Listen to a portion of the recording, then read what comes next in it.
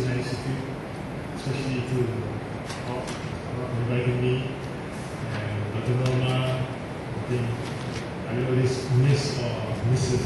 Puan Dato' Cik Sakina for the ongoing communication for the past few months. And finally, I am here in the grounds of UTM and to deliver something on nanotechnology, future challenges, small stuff or big things, but in context or from the perspective not from the academic standpoint, but more on the industrial and management point of view, and how we are trying to push nanotechnology to the fore at some point to realize the full potential of nanotechnology.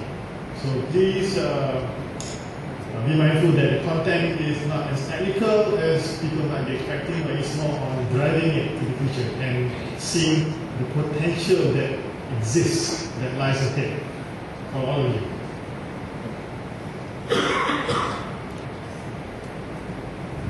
Nanotechnology, future and challenges. So these are the topics I wish I'm going to cover. Number one, what is nanotechnology? Second, why? Can we actually view nanotechnology as an economic catalyst? And a bit of historical review of the global side. Then we're focusing on nanotechnology in Malaysia, where we contextualize the technology itself, specifically for the country, and how we're going to move it forward. Number one, what is nanotechnology? So I'm here standing here. I have qualification in nanotechnology, but you guys are also deemed as people or expert in your respective field in nanotechnology. So I shall not go down in great detail on what nanotech is all about. But I'm giving my own personal definition of what nanotech is all about. To me, I see it is branded as a new applied science. You can see because the pervasiveness. Nanotechnology can be seen and can be found almost anywhere or everywhere. This is apparent as all technology scaled down to 10⁻⁹ meter dimensions. So basically anything that is scaled down to the nanoscale or nanodimension can be viewed or regarded as nanotechnology. And the dimension of the structure must be below than 100 nanometers. Anything beyond that is considered to be submicron. 500 nanometers is considered to be submicron, 0.5 micrometer. So it doesn't really qualify to be nanotech. And this nanotechnology area, it covers everything from end to end. Designing, simulation, fabrication, characterization, testing, analysis, tools, and manufacturing. So I'm giving you from end to end, the value chain across. And I'm aware that Universiti is focused on fundamental science. So that actually puts it more on the simulation part, which is at the beginning of the value chain of the nanotechnology supply chain. And another thing which is always overlooked by most scientists and researchers would be the financing and management of nanotechnology. A lot of people are so focused, hung up on the technical content, but what is driving nanotechnology forward is actually money. Because without funding, there's no way you can buy equipment, build facilities. And without proper management, there is no direction of research. Everything will just go in many places without actual product at the end of the day. Why nanotechnology? Why we are so hyped on it? Number one, when we understand the structural matter, then we can manipulate it and control it from the inside. We should give much better result than just dealing with the matter from the outside. So nanotechnology is about mastering all the molecular structure and how we can do it from inside out. So if you can know, understand what's happening inside, for sure we'll be able to know and understand fully the external characteristic of the material or devices. Another thing is, nanotechnology is seen as non-invasive. Non-invasive technology. If you can scale it down to the 10⁻⁹, you can have devices or even sensors and whatnot, and you can have it all inside our very own biological entity, such as human bodies. In our brain, our body, monitoring our health levels. So basically physical versus advantage. Number 3, increase number of nano devices per unit area or volume or density. So the number of devices per unit area or per unit volume will increase because you are miniaturizing the size per structure. And nanotechnology also, based on point number 1, it should give us better device performance efficiency. So this covering the surface advantages of nanotechnology and why we are focusing on it. The benefits to the nation generally. Number 1, when you do research, you build your knowledge capacity, hence there will be invention and innovations along the way. That is inevitable. Number 2, as a byproduct of that, you have economic activities, such as investment in R&D, commercialization, and manufacturing. This in turn will lead to job creation. Then we can have researchers, engineers, scientists, entrepreneurs, which is responsible to move the invention and innovation up to the value chain, and also responsible to get the product to the last mile, meaning to the consumer. And how about environmental and health? What are the benefits? We will actually explore that in the process. Nanotechnology, the inevitable frontier. Why do I say inevitable? Because you cannot avoid, you cannot run away from nanotech. As we are trying to increase the efficiency and efficacy of devices, the whole idea is always to miniaturize them. Although nanotechnology regarded as not new, it's been a while, it's been around for quite some time. Some say it's been around for 20, 30 years, the concept is not new. The idea of getting things small. But in the context of Malaysia, we see it as a new driver of the world economy, or globally. In the US, yes, the government of the United States of America has invested lots of money to make sure that nanotechnology is the new industrial sector that people should look into. And of course, we need to unlock this economic potential through concerted effort by stakeholders, miniaturization of devices or structures, and then moving into the nano domain.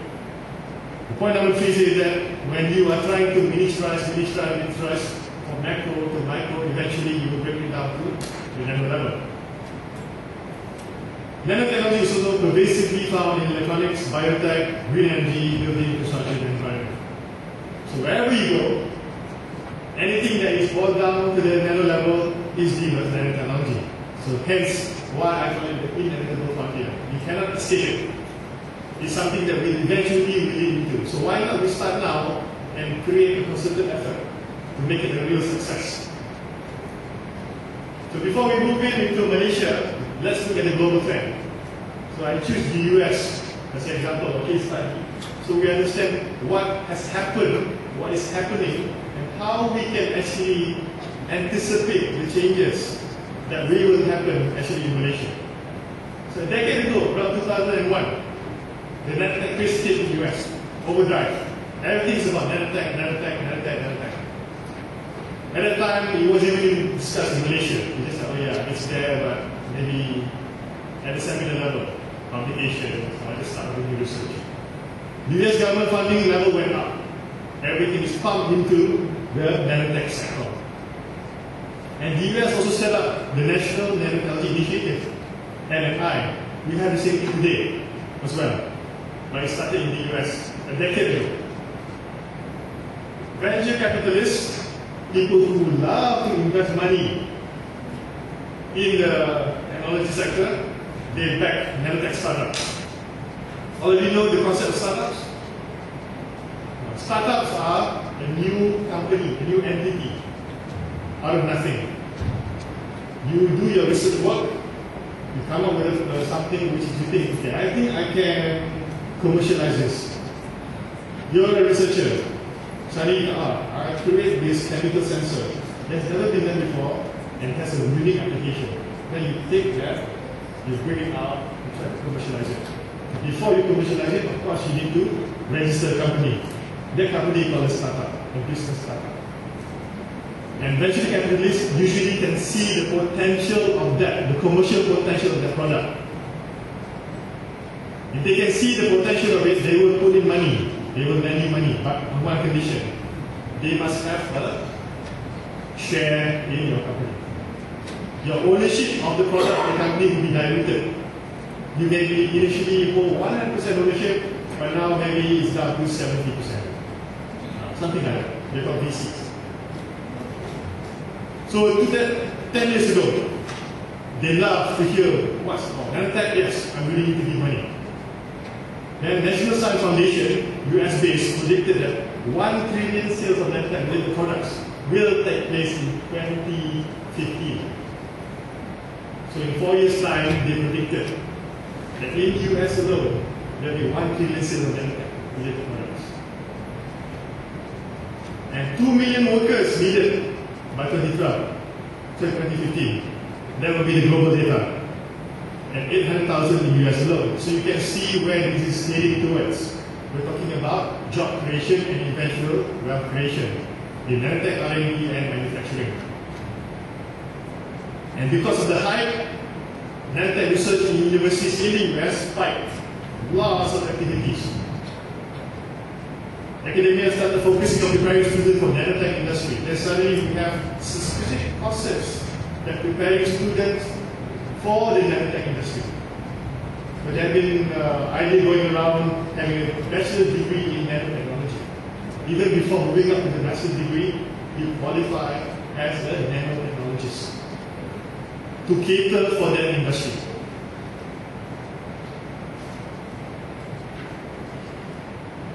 Again, in the US, although nanotechnology spending has totaled nearly $12 billion, that was from 2001 to 2012, 10 years.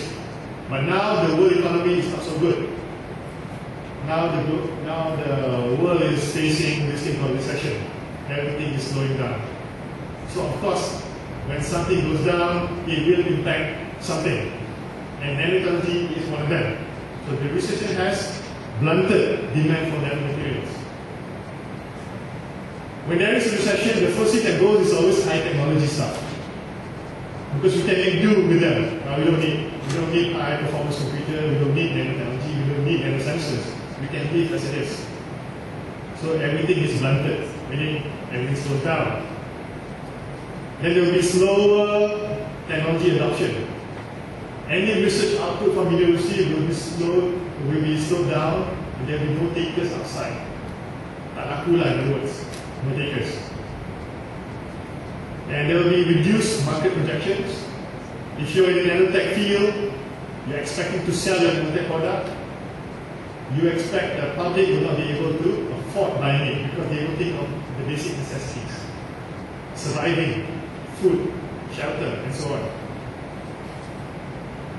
State nanotech initiatives have stopped in the US of late because the government will shift towards more pressing issues like credit, financing, things like that.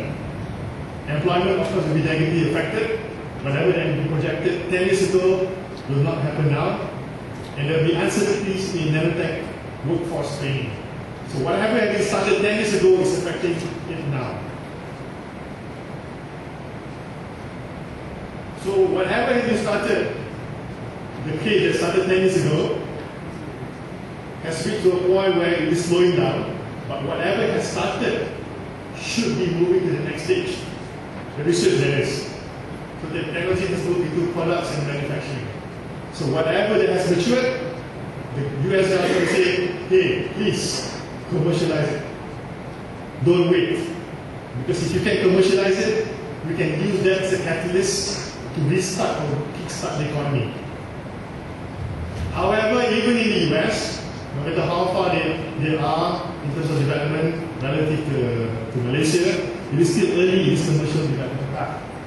Still a lot to be done. And while it evolves, it must also compete with for government investor attention from newer emerging technologies. So while nanotechnology is evolving, is maturing, new technology is coming up. Oil prices is going up, so people are focusing on green technology. People are getting sick. About health concern, people are shifting towards biotechnology. So from first impression, you look at, oh, I have competitors. Now green energy is going up, biotechnology is going up, they're taking away our funds. People are forgetting that you can always reposition nanotechnology under green energy. You can always reposition nanotechnology under biotechnology, nanobiotechnology. So sometimes people forget that can also happen. Again, we look at what has happened in the US, or still happening. By Tim Harper, founder and CEO of Scientifica, he says nano is not quite as fashionable.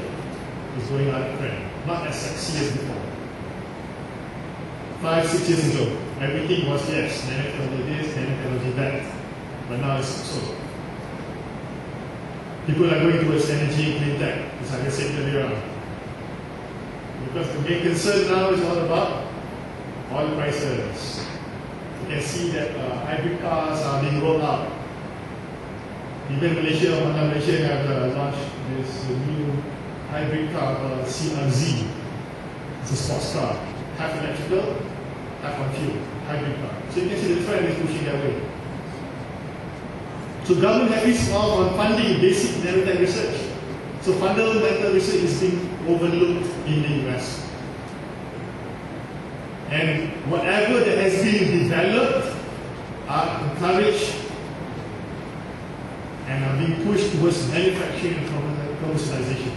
So this has been underlined and bolded to indicate how important it is for research output to be manufactured and commercialized. Because we deem them as the catalyst for the country economy. Now we move back to Malaysia, understanding how nanotechnology can be contextualized in Malaysia. We know what's happening in the US 10 years ago, what has happened and what is still happening. In Malaysia, we are crawling. We are just about to understand what nanotechnology is all about and try to coordinate. So under the 8th Malaysian Plan, under the IPA program, nanotechnology is identified and categorized as strategic research, or SR. Strategy means that whatever that comes up from this work should benefit the nation in many, many ways. So typical characteristic of SR projects, 60 months, so that's about 5 years, maximum 5 years. So we're looking at having outputs immediately after that. It must have potential for enhancing future competitive socio-economic development. It must have new breakthrough for commercial potential. Multidisciplinary, meaning you have to work with each other. Institution must try to understand and work together. And you must also understand what is out there beyond the realm of academia, having industry linkages. Because industry could be another source of funding. At some point, the government will be running out of money for research. When do we look for? In the industry as an alternative source of funding. Under the initial plan again, MOSTI has awarded about 160 million to nanotech-related research projects up to date under the initial plan. The reason being, we need to position the country in the long term to nurture nanoscience and research culture among researchers and develop world-class nanotechnology laboratories in Malaysia. So the whole idea is to have a sustainable development so that whatever that has been started or initiated in Malaysia can be sustained, can be carried way into the future. We do not want something that goes halfway and says, okay, let's give up. But we have a chance to make it right with nanotechnology. The National Science and Technology Policy Area 2, STP2, nanotechnology, focusing on that. For specialization in key emerging technologies as a key technology area to support the local industry. So again, it is stressed here that we need to support local industry. So whatever that comes out of any research project, we must have a certain impact on that. And the short-term strategy will be having the manpower, the researchers, which I see all of you are here and you are engaged in such research activities or going to be. And we need to have state-of-the-art facilities, because without facilities, there's no way we're going to do any nanotech research. And of course, we need to build up the human capital development program. Those who are not fundamentally nanotechnologists can return to nanotechnologists themselves. So this is the short-term strategy, something that can be done in the immediate future so the long-term goal and objectives can be realized. Nanotechnology sectors and business. The government has stated that these are the sectors where nanotechnology will play a major role in. Number one, oil and gas. Second, palm oil, then electronics, ICT, agricultural food. Why these sectors? Because government has special plans for them. Oil and gas, because we are still a net exporter of oil. So why do we capitalize on that? Palm oil, yes, we are one of the leading producers of palm oil. Electronics. Malaysian electronics industry is on the up. I give you one example. I come from Rezal National Berhad, and one of the companies under Rezal National Berhad is called Silterra. Silterra sits in Ahmad in Kulim High Tech. It's the only Malaysian-owned company in the electronic industry that is able to survive internationally without government aid. So what Khazanah did is invest initially, and now Silterra is surviving on its own. And Silterra is slowly pushing, knocking on the door to the point where it is going into the nanotech area. And just to promote Silterra, because coming from there, the most recent product by Amazon Kindle, a Silterra chip, is being used in that device as a touchscreen controller. That shows how global or how big the potential is for electronics in our industry. As for ICT, I'm not an authority in ICT, but for agricultural food, yes, Malaysia is still focusing on that. Khazanah National Berhad has few stakes in the agricultural sector. We own the Malaysian Agricultural Food Company, MAFC. So that is a possible link up for nanotechnology to play a part. Then moving on forward, Malaysia has also identified centers of excellence with regards to moving the nanotechnology forward. We have 5 at the moment. One of them is Ibnu Sina in UTM. We have one at UTP, one at UTM, one in Unimap, and last but not least, one in Mos. These 5 centers of excellence are given the mandate by the current directorate, which is tasked to push nanotechnology to the fore, to initiate the first stage of nanotechnology in Malaysia. So you guys being here should be proud that you are associated to a center of excellence.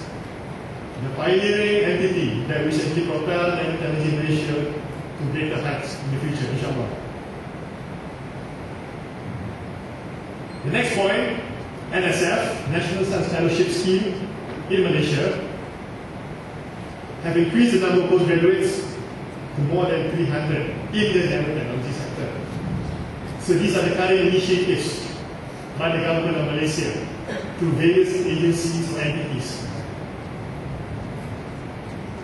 And ILPA itself have allocated 1 billion ringgit under the aviation plan and 2.5 billion ringgit under the non-aviation plan. So these are the things that have been laid down and programmed for nanotechnology to understand the present before we can talk about the future. So I've taken this, the SWOT analysis for what has been proposed by the Malaysian Industry Government Group for High Technology, or MIC, for the Economic Planning Unit, EPU. They have systematically made a feasibility study of nanotechnology in Malaysia using the SWOT analysis. You look at the strength, weaknesses, opportunities, and threat, and see where we can actually capitalize or strengthen the good or the positive points of nanotechnology in Malaysia. Then we move on to the weaknesses, what can be improved on. Opportunities, things that are there but have not yet been capitalized, exploited. And the things under threat will be something that might be counterproductive to the ongoing research. So we start with the strength. Number one, the Malaysian government has agreed to have a development policy to use nanotechnology. So we have that. Under the guise of the Nanotechnology Initiative, NNI, our version. So the government policies in various economic sectors that can benefit from nanotechnology, the palm oil, ICT, oil and gas, electronics, and agricultural. That has been specifically identified. So that is the strength. So we have political, economic stability and national unity. That is perceived to be a strength for investors to come into Malaysia. And having the 5 COE Center of Excellence, we have the availability of research basis to start from before we move it forward. However, nanotechnology in Malaysia are not without weaknesses. Number one, there is no dedicated, clear policy yet. Proper policy is still being formulated. Then there is a need for human resource planning. There is still a lack of dedicated researchers. Although we only have the 5 centers of excellence, but we don't have enough critical mass to push it forward. So there needs to be a plan. How we can actually increase the human capital in nanotechnology in Malaysia. Number 3, this is very critical. The lack of private sector participation and investment. Because if we are to rely on the government forever, that is unsustainable. Because government can only pump in money to a certain period of time because they need to focus on other strategic factors. So how do we actually make sure that then it can stay alive for the long run? The private sector needs to take it up. If they take an equity or stakeholding in nanotechnology, they will have an interest to push it further. Otherwise, it will die of natural death, like other initiatives before nanotechnology. Lack of complete facilities, we have facilities here and there, but is it enough? Compared to what is available in the US, in the UK, or in Europe, it's still not enough. And there are no world-class companies to raise the standards because of the lack of private sector participation. Because we need local players of world-class standard to push nanotechnology so it will respond better or be competitively, be globally competitive. However, under the opportunities column, rapid global development in nanotechnology gives us enough opportunity for us to understand what's out there and how we can respond to it. We can follow their trend and understand what we can do in Malaysia. And opportunities in nanotechnology outsourcing services, we can always outsource. This is where we can take in foreign expertise, and with their help, we can build what we have in Malaysia. Opportunities. Enhancing products in agriculture, biotech, medicine, energy, environment, these are the things that can happen. Potential for technology transfer to provide business opportunities, yes, provided that whatever comes up from academic research is useful or there is demand out there. Better explanation of innovation at the national level to easier access to venture capitalists. Meaning that people in the finance sector, they have no idea what is technology. Because I'm with Rezal, I know some of the investors, they have no idea. They have no appreciation what is technology. So when they're investing based on profit or loss. So they need a subject matter expert. So there is a possibility for nanotechnologies to advise investors. You may be removed from your research work, but this is an opportunity for you to shape the direction of the country. How the money can be channeled to sustain the development. Some people may think, I'll be away from my research work. But you have to sacrifice a bit for the greater good for the nation.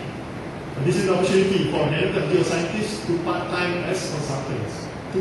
venture capitals, and of course investors. However, things that might affect nanotechnology in Malaysia negatively, the threats. Continued fragmentation of efforts in research. In Malaysia, everyone is doing their own thing. Some people like to work in silos, and some research is overlapping. What is being done in University A is also being done in University B. So we have duplication. So fragmented, there's no coordination. So a waste of time and resources. So government is giving 1 million here, 1 million here. So why give 2 people to produce the same thing? Inefficient. Potential public perception on risk of the use of technology. Some people are afraid. People say, okay, if I inhale carbon nanotubes, I will die. Because if they look at it, when you put them together, it's like a black powder. There's a perception. Young businesses lost by a brain drain. Some of you might be able to receive offers, fantastic offers overseas. When you go for a workshop or conference, and suddenly someone say, hey, why don't you work for us? There goes our human capital. Unfortunately. Because I was there in that situation quite a while back, so it's something that people have to deal with. But the government of Malaysia have no right to stop people from going out. But we'll try our best to make sure that whatever is in Malaysia is attractive enough to retain talent. Then our neighbors, China and India, are so far ahead in R&D because they have the money to do so. So if we start something, they're already maybe 5 steps ahead. Forget about the US. They did that for quite a bit. And new nanotechnology materials products threaten Malaysia's current major exports. Maybe whatever that we have there, whatever that we produce overseas might actually threaten our major exports. Whatever that we do research here might lead to discovery that our current export is not so good. That might also affect that negatively. So now we understand what's good, what's bad, what we can do, and what actually will affect us. Now we can move forward. So this is actually extending the weaknesses. No linkages between various projects. There's a lack of central facility. We don't have the one-stop center where people can use. There is, some people say, in the form of DMOS, but there's no clear coordination. No definite plan to realize and develop nanotechnology industries. Still, we are at infancy. We are still crawling in understanding what nanotech is all about. No clear roadmap. Some people say that they have a roadmap, but do you have one that is agreeable to all? Not really. And last but not least, lack of promotion. People outside this hall, or outside the domain of nanotechnology, do understand what is nanotech. Whenever I go, people say, what do you do for your PhD? I say, nanotech. What is that? Whenever I bump into someone in Kazakh, I say, nanotech, yeah, what is that? Wow, interesting. Sounds complicated. Good for you. Sounds cool. But do they understand and appreciate what nanotech is about? No promotion, fortunately. And due to the fact of that, the government has set up a directorate called the NMD, National Nanotechnology Directorate, under the auspices of MOSTI, Ministry of Science, Technology and Innovation. The objectives are here to develop and strengthen national capabilities and capacities, what we can do, and the quantity, how much we can do. Plan, coordinate, and monitor RD&C. What RD&C is, it stands for Research, Development, and C Commercialization. So it's no longer R&D, it's RD&C. Plan, coordinate, and monitor activities contributing to development of nanotech-based industries. Again, the C part will actually make sure that the third statement become a reality.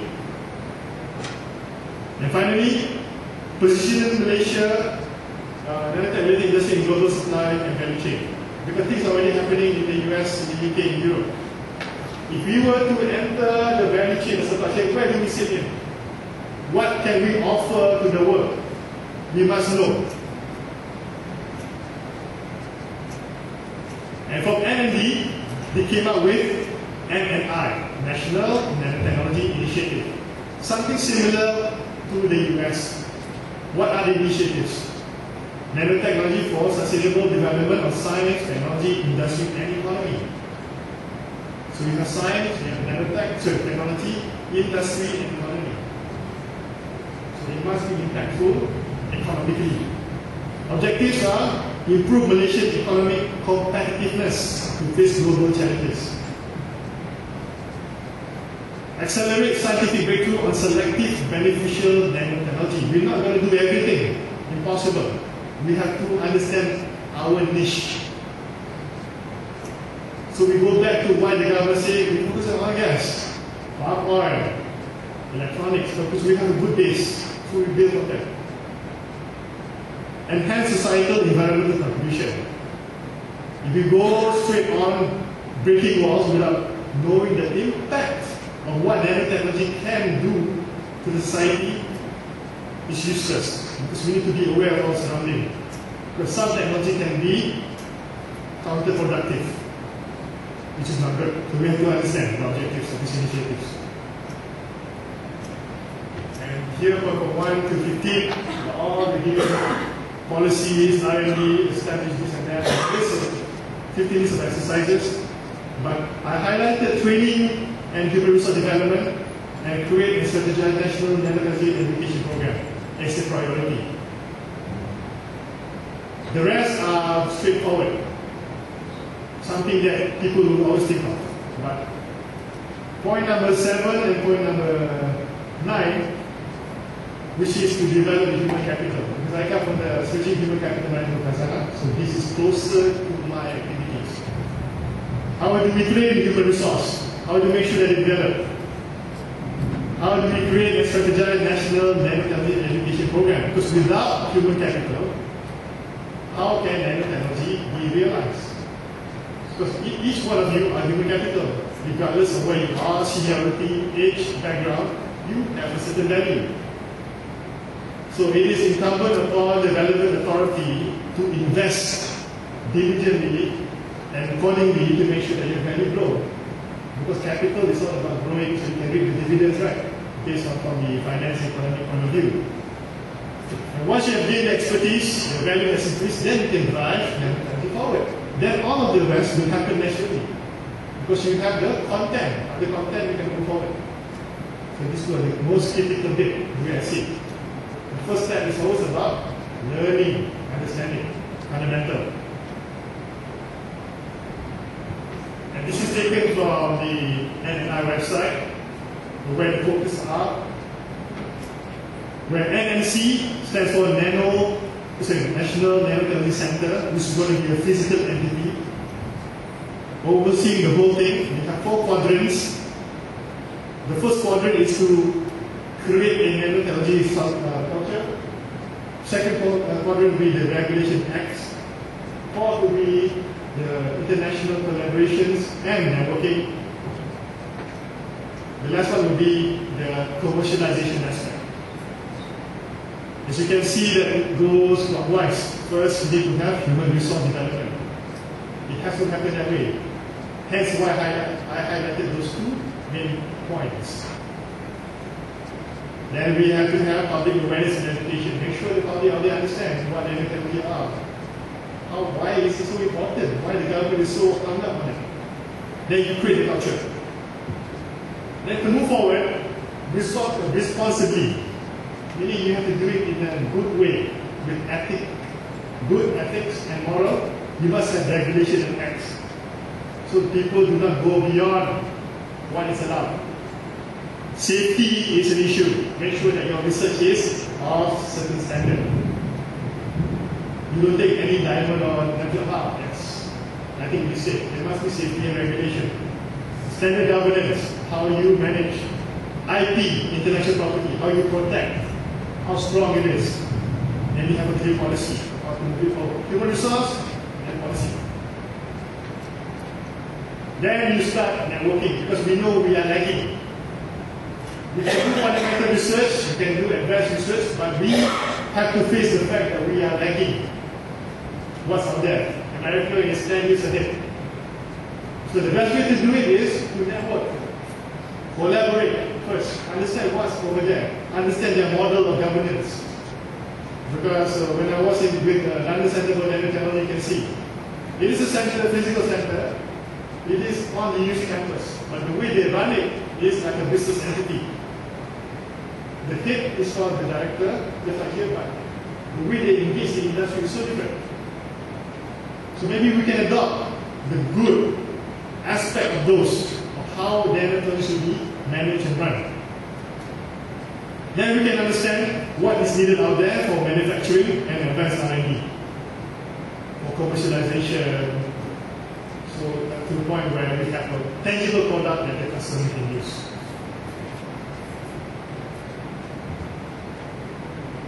So all in all, to summarize it, I call it the bottom-up approach.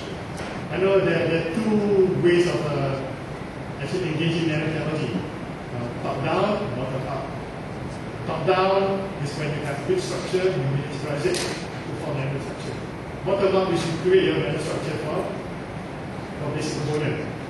So I use that approach for nanotechnology Malaysia. So bottom-up approach means that you have to start from the fundamental. The main driver to any technology industry economy is the human capital. There's no other way to do it. So it falls back on that knowledge-based economy, which has been put up 5, 6, 7 years ago. And first quadrant of the action plan, building up the nation pool of researchers, engineers and scientists, so that we have long-term and sustainable.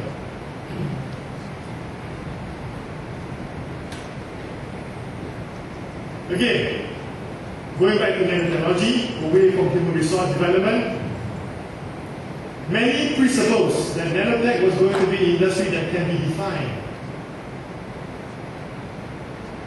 Looking at nanotechnology in the industrial lens, okay, we see it as not as an R&D, it's industry. It's assuming that Malaysia has reached to that point. They think that they can define nanotechnology. But since even in the US, it is still regarded as emerging technology, it is still evolving.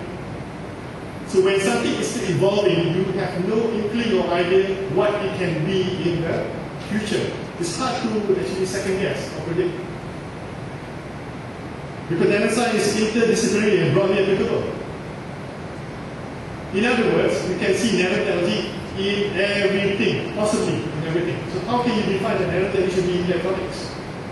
Because I think those who are in the know, the first thing they can think of nanotech is tiny devices and robots that can do wonders based on science fiction and this and that. But it is not that. Nanotechnology can be passive and active. It depends on where you want to look at it. The way I see it is an enabler to emerging technology. It enables ICT.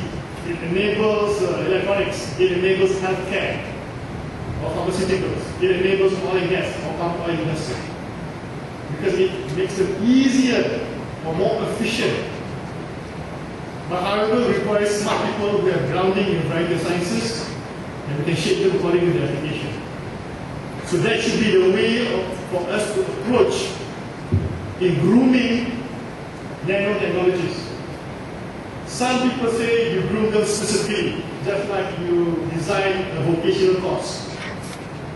To be for example, a technician, a workshop technician, you send them to a course, just to repair class, and they work in the workshop. Very specific. But since nanotechnology can go many ways, can go here, there, and everywhere, what you need is a person with great versatility. As long as he has a good brain, ability to think, in now grounding on nanotech, these people can be adapted to the various applications of nanotechnology. That should be the approach, my point of view. In the long run, having said all that, nanotechnology is expected to be resilient, regardless of the economic downturn, up and down, the cyclical. We should see nanotechnology to be there always, because we cannot escape from it. And in the context of Malaysia, nanotechnology is deemed to be critical to national competitiveness. Because where else can we explore technology but nanotechnology? We've done electronics and all those gadgetry in sector that we are doing. The next step would be enabling them through nanotechnology. So it has to be that.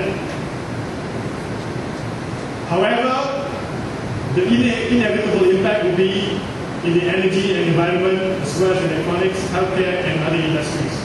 These are the first layer of which we will have the greatest impact in. And to move forward a bit, looking into the future, once we have already established the base of human capital, what happens next? Some nanotechnologists or researchers, they decide to stay in academia, fine. But how about those who aspire to be in the industry? How will that happen?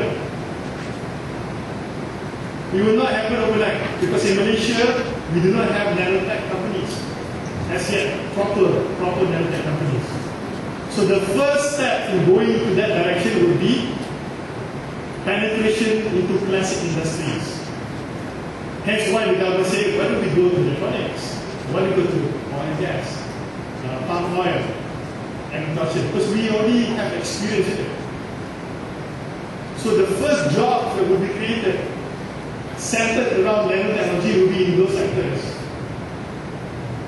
where the technology inside the sector will move or migrate into nanotech, then the job will be created. I suppose in the US, they have nanotechnology job from day one because they created the product out from zero. So you have a fresh line of work. In Malaysia, you have to start from somewhere where we are good in. So we call it the classic industry. So that's how we have to plan and position ourselves into. Once that has happened, there will be transition from passive nanostructures to nanoscale system. So going back to the previous point, which is electronics and everything, assuming that the first adoption of nanotechnology will be passive nanostructures. The easiest example would be, you have a polymer, you mix it with CMP or maybe graphite nanofiber, you're exploiting the physical properties of these nanocarbon materials. So the young modulus, the quality will be enhanced. But you're not manipulating the whole structure at the nanoscale, you're just enhancing the whole macro structure by mixing it with the individual nanoparticles. That will be the first step. Because I did work for a short time as a consultant with Platinum Energy, they are thinking of doing that. They're mixing graphite nanofibers with polymers in view of strengthening the mechanical properties. At the same time, maybe making it more conductive. There are lots of applications, but it is not exactly nanotechnology per se application on devices, but that will be the first penetration. Once we are over that phase, we move on to the next level. We have nanoscale system, where the system itself is in the nanotechnology, so nanoscale environment. Then new real jobs will be created, which will require a new set of qualification from the nanotech force. More is needed. So first approach, you penetrate what's already available out there, our classic industries. Then the migration into real nanotech systems. So in order to do that, we must have a network of research centers and user facilities offers instrumentation and fabrication tools, and most facilities will have education and outreach mandates. So we have already one research centers, the 5 centers of excellence. So these individual 5 centers of excellence must work as a network. They must talk to each other. And each of these COEs or centers of excellence must have good facilities that offer instrumentation, tools. But most importantly, each of these facilities or research centers must have an education and outreach mandate. For example, where do you wish to position Ibnu Sina Institute? What will be your education and outreach mandate? So you need to redefine and regret yourself. Are you looking forward? Are you looking at producing human capital which is good in fundamental research or applied research. So you need to define that. So that will be your brand. The graduates or the researchers that come out from Ibnu Sina Institute is understood as they do fundamental research. So they must be respected as such. So they can be positioned where? In the government initiative, where? It must be clearly defined.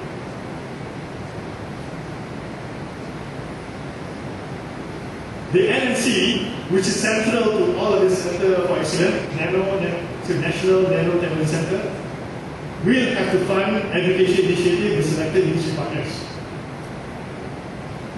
Industry partners will be, maybe UTM one of them, developing and disseminating pre-college and college curricula and providing teaching resources. So looking ahead again, the role of the Nanotechnology Center, going down to the ground of human capital development. However, the nanotechnology sector cannot stand alone because working in silo is not cool. I mean, it is so yesterday. There must be interaction between sectors as well. Because what happens in nanotech sector will affect others, and what happens in other sectors will affect nanotech. So we need also to have participation from the human resource ministries. What they wish for Malaysia, they have the data on what they wish for Malaysia in the long run. The human resource planning, the emergence of industrial sector, they have the data, so they need to tell us how we can do it. Must be interaction. Education ministry at the school level, primary school and secondary school. We need to make sure that students at that level understand that nanotechnology is a new science. Higher education, of course, the tertiary education in university or college level. So all three ministries need to talk to each other, coordinated by a central body or the system consists of the Center of Excellence. And Ibnu Sina should be one of them. Gathering data, understanding data, and formulate strategies to move forward. So it is a very, very important role.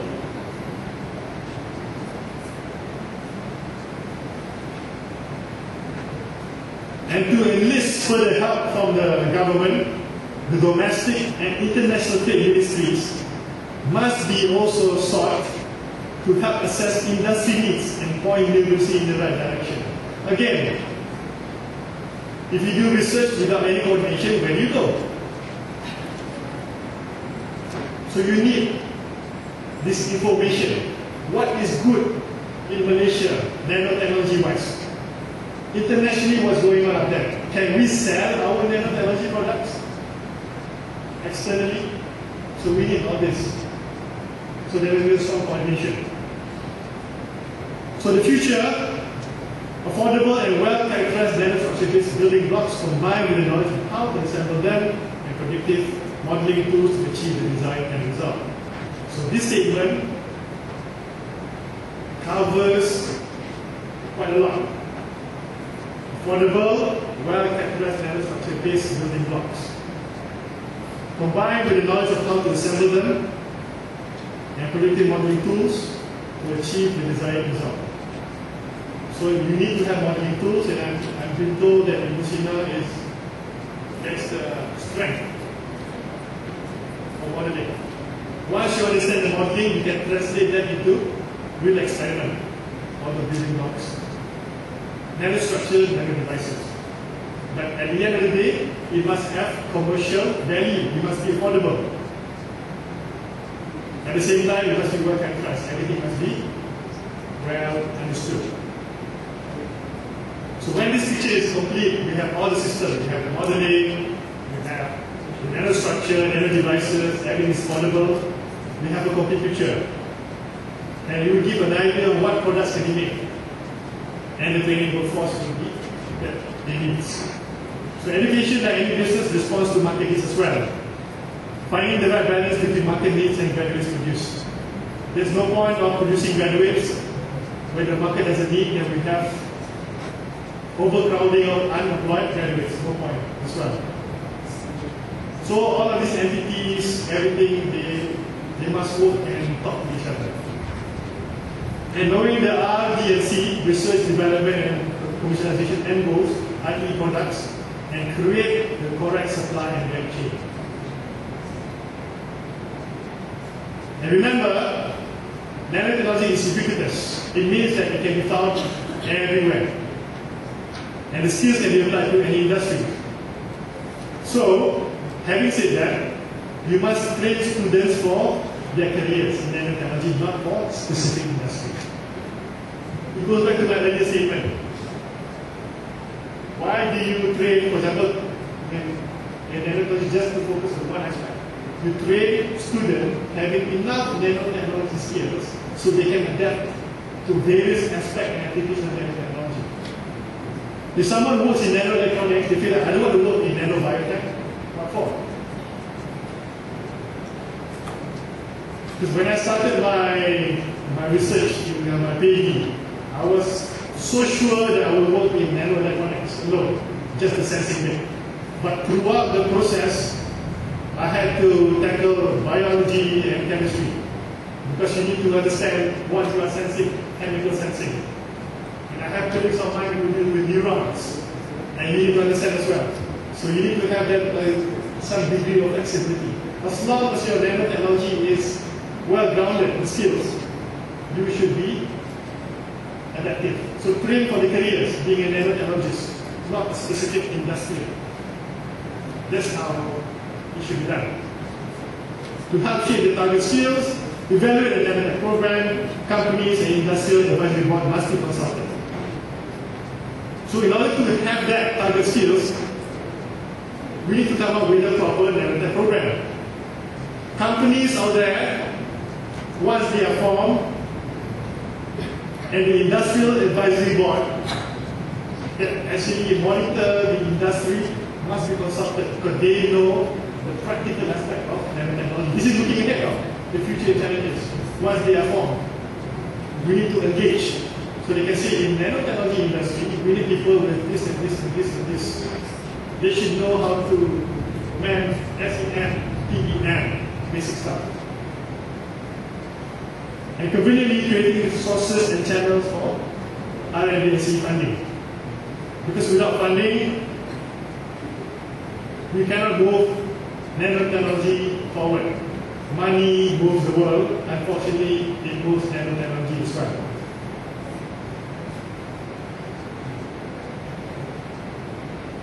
So nanotechnology stands poised to become potential colossal gold mine, provided that what we have seen, observed, or plan to do will be realized. Hence the word potential.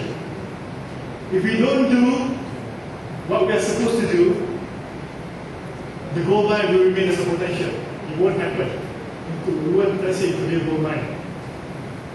But how much actually translate into real application products? It goes back to what we have planned earlier on. The necessary steps, human capital first. Then you can have startups. A spun off of university with top-tier research. Because without the human capital, we cannot have startups. Because startups are spun from people who are truly engaged in their research work.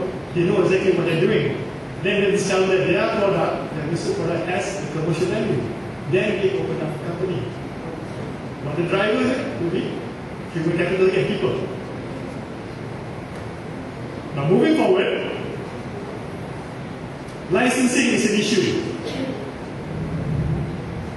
Licensing is always an issue. If you work for the university, it's easier for you to get licensing. Because through the university, they co-own your research output. How about if you don't have any enterprising qualities? Someone out there, maybe you have a partner who has the business acumen, wants to use your research output. So knowing your limitation, you don't have the propensity or the skills to do business, you want to license your product. So licensing should be equally easy for both university spin-offs, owned by the researcher themselves, and of course for the external entrepreneurs. So they should have equal access, easier for them to do business based on your research output.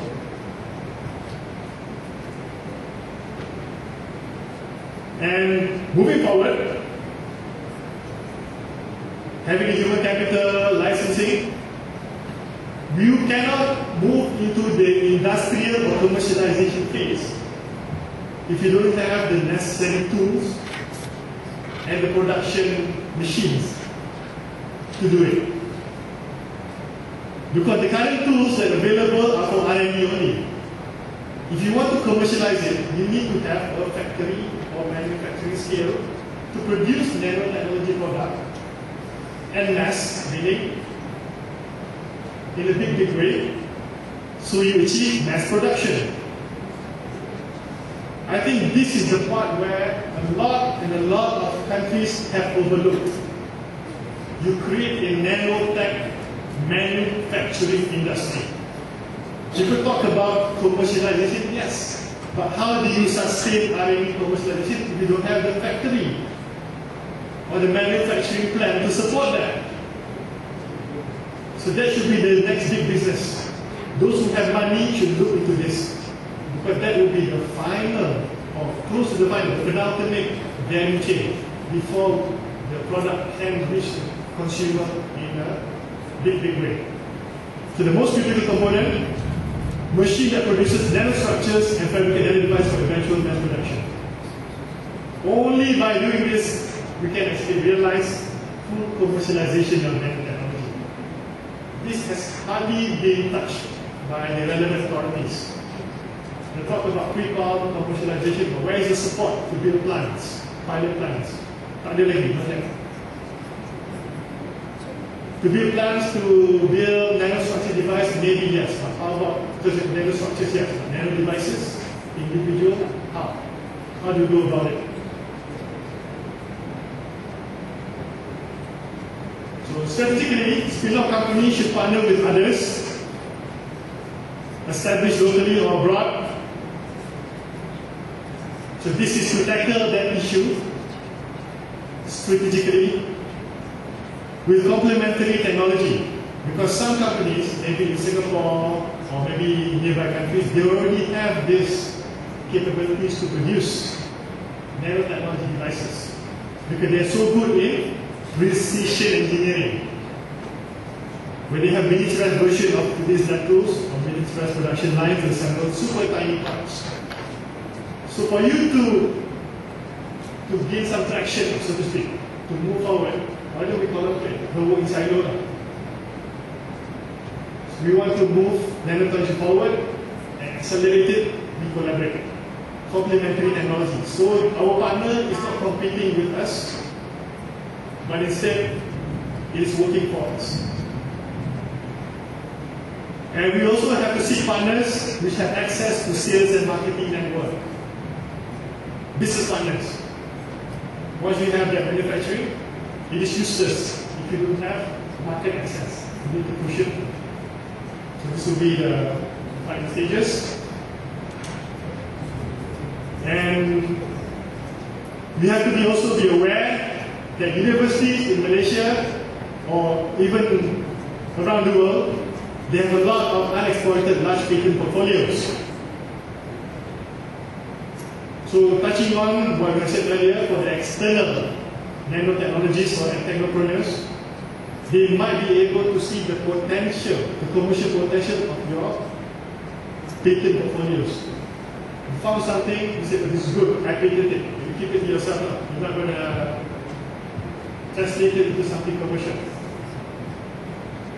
So therefore, the enterprising nanotech proponents will be pushing for more transfer technology to the industry. So this must happen. We have patent in the university, so jangan locate lah, don't put it there. Transfer it to the industry.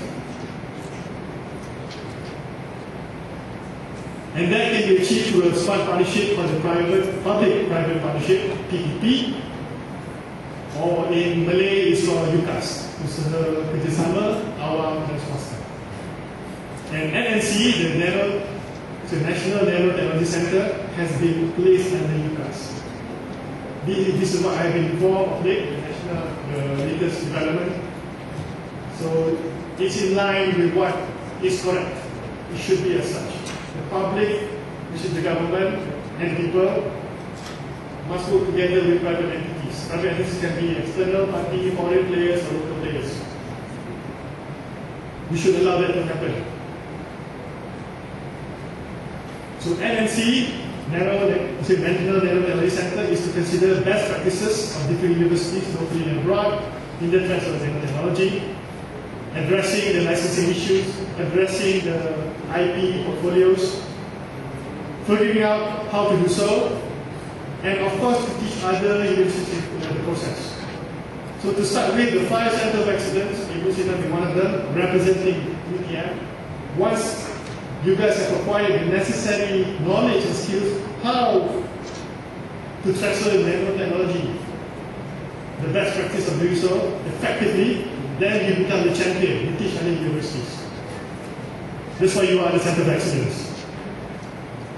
And this has always been the industrial approach. You look around and adopt for best practices. Always look around. Never think that you are the best always. Because you always know that the guy next to you is always better than you. There's always someone bigger and greater than you, no matter how great and big you are. And typically, a lot of money is coming into technology, but funds get directed mainly to university and government laboratories and other issues.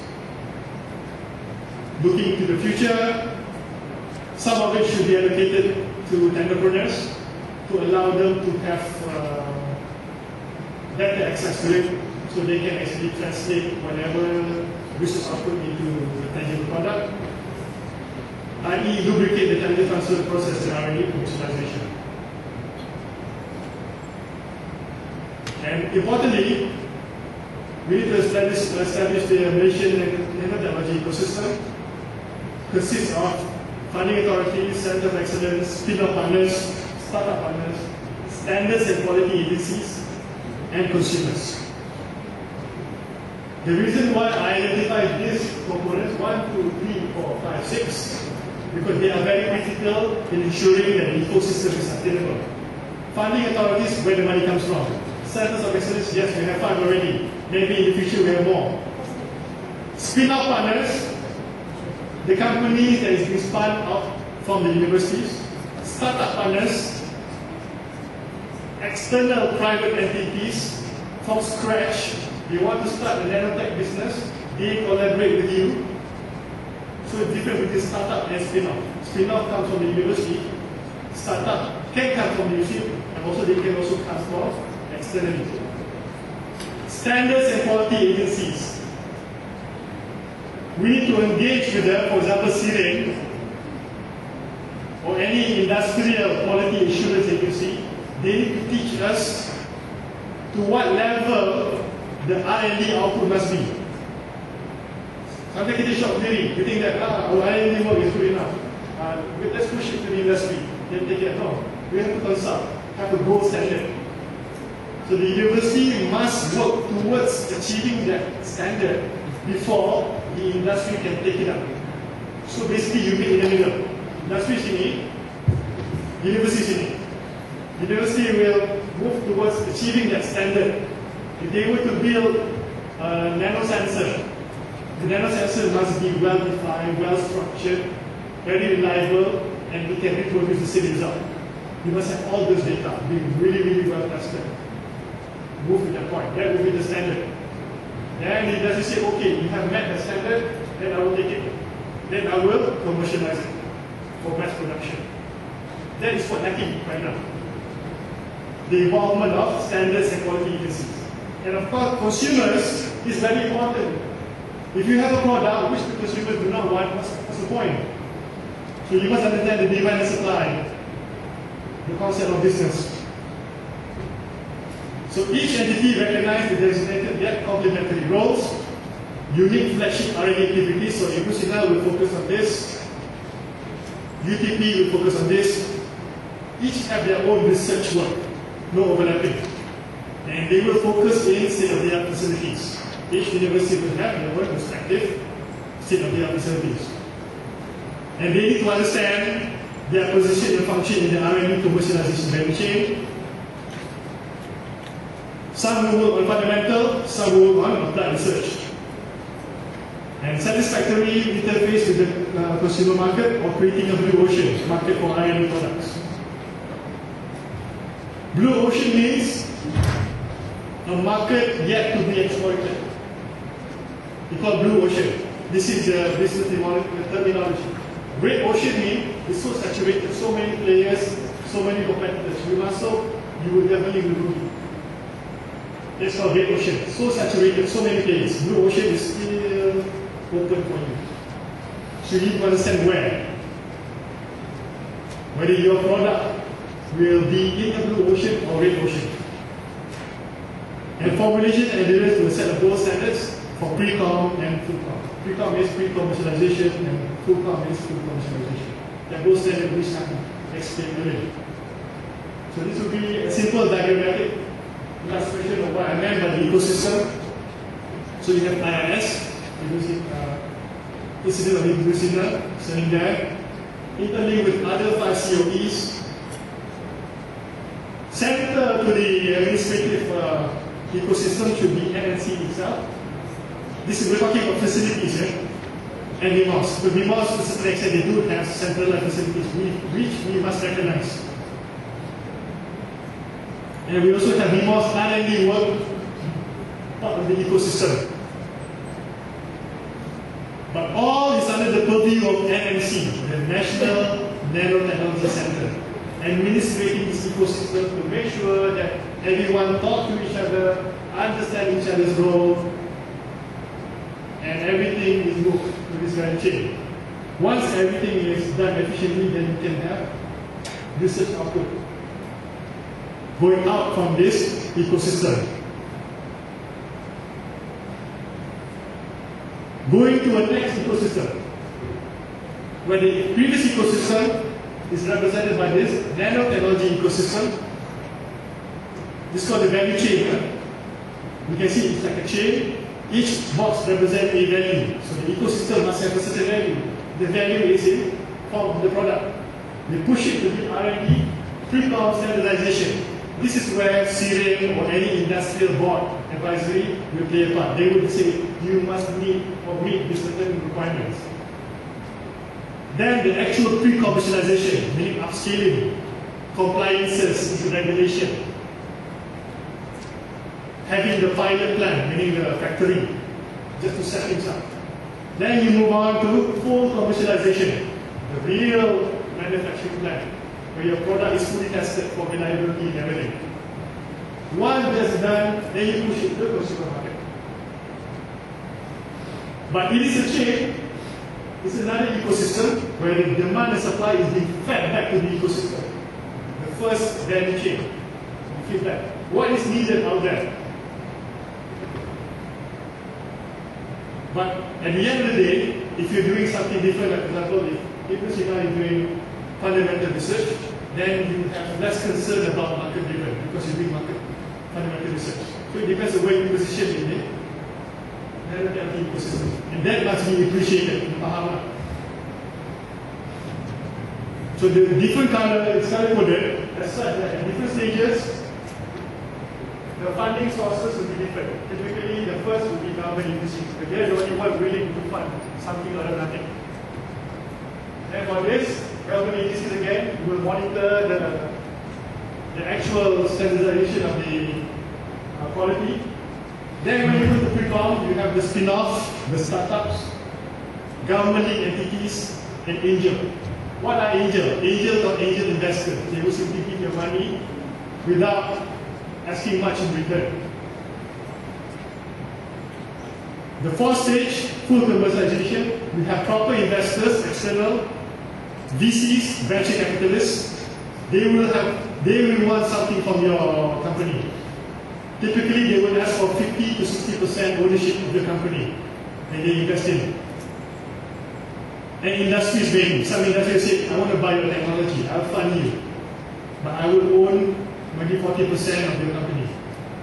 That is the full commercialization stage. And last but not least, when you try to market your product, you will also need money. because you need to do promotion, marketing, sales. How do you do that? You need money for advertisement. So typically you need another round of investment. Business partners, they are able to A, B, C, D, and F. So it's E. I will explain it in a bit. You're almost there. Just a few more slides. I know it's been quite a long afternoon. MTDC, which stands for Malaysian Technology Development Corporation, is a subsidiary of Kazakhstan National Berhad. They decide on and manages strategic investment in the science and technology space. So direct investment at the commercialization and product launch stage would be where they actually get involved in.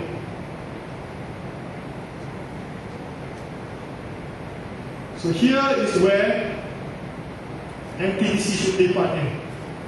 MTDC or Kazakhstan National Berhad will not invest here, nor here, nor here. They will only come to play here, when something is already certain. That's their investment philosophy. So over here you need to have government support.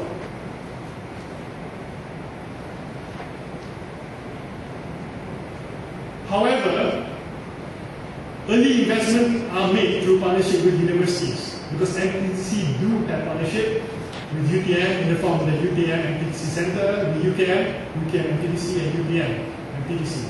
This is one way for them to give some initial seeding fund for startup and spin-offs. This is one way for them to actually channel money in a smaller scale. Evidences are the list of companies under the partnership, under UTM MTDC, UKM, and UPM MTDC. Once you understand the whole concept, before we end this presentation, beyond traditional funding, meaning beyond what the government can offer. If you were to operate as a business entity without relying on money from the government, you have to be enterprising a bit. So the concept of funding outside government money is number one, seeding fund. Seeding fund is used for product development, patent, market surveys, business partner recruitment. We call it bootstrapping. This is the term that they use, meaning you go deep into your pocket and see how much money you have. Personal savings. Money from your relatives. Seeding fund. This is outside the government funding sector. Then the next is called the Series A funding. This is the business terminology. Series A funding meaning the product is ready to be launched. You have some money coming in and you want to start engaging with outside investors. This is the first stage of financing for any private entities. Series A, just to get the product to launch. Once you have reached a certain level of success, there is an acceptance in the market, your company value will grow. So you want to make it bigger. You call it Series B. Because you want to develop a marketing plan, you want to hire personnel, engineers or researchers, etc. Then you want to expand.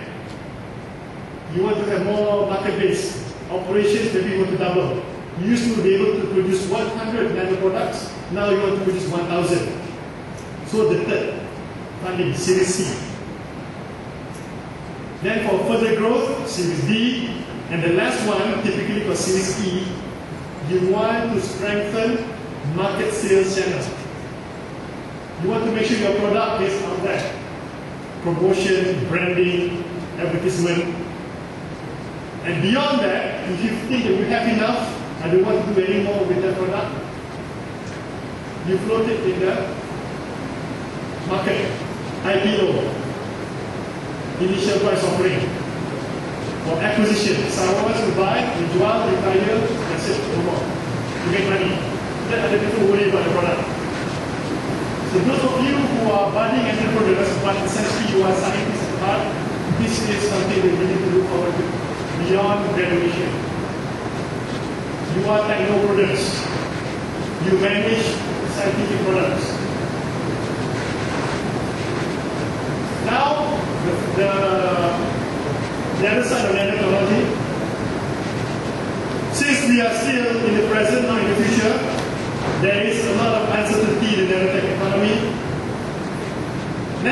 maybe overpriced, we do not know, because there's huge of investment. To recoup your investment, you tend to sell it at a certain premium price. There may be unethical nanoproducts, manipulative in nature, which lead to misuse. For example, if you have some neuron manipulative product you put in the brain, and you can actually program that person to listen to what you say. Or you can implant the information inside the person and say, that is what you are. It can be, it's possible. Dangerous nanoproducts, maybe something which is toxic, which can pose to health and environmental risk. So these are the issues that we need to manage to balance risk management and wealth creation, such as health and safety policies, Antitrust Act, accessibility and affordability. These are the things that we need to move forward. And concluding remarks. Finally, habis. So nanotechnology requires to be honest and diligent effort from all quarters for R&D commercialization. Yes, everyone needs to be really have a strong passion for it. And nanotechnology offers academic and economic opportunities for growth. Researchers, engineers, and scientists must be enterprising, exploit available resources for collaboration, and the technology outlook investment must be long term. A lot of investors out there, they are not willing to commit more than 5 years. But bear in mind, nanotechnology requires at least 10 years worth of investment. 10 years at least. But in the United States, it's been a decade. And still, things are big iffy. So it requires more than at least 10 years. And last but not least, nanotechnology offers a chance for Malaysia to do it right. Because I'm sure, historically, if you're aware,